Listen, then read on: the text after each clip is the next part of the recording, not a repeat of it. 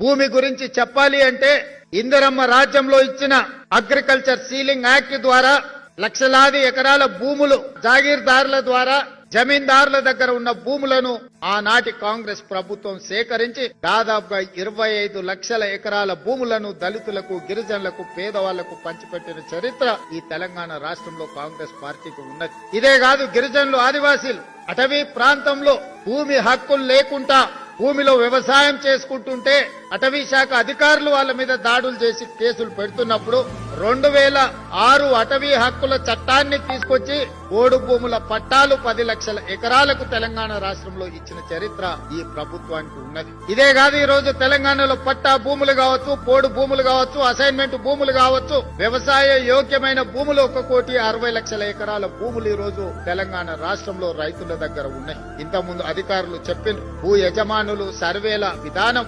1873లో తీసుకొచ్చిన చట్టం. దాదాపుగా 140 సంవత్సరాల పైగా ఈ చట్టం అమల్లో ఉంది. అయినా ఈ భూముల యొక్క సమస్యల పరిష్కారం కాలే, ఇంకా కొనసాగుతూనే ఉన్నాయి. ఈనాడు తెలంగాణ రాష్ట్ర ప్రభుత్వం భూ సమస్యలకు శాశ్వత పరిష్కారం చూపించాలి.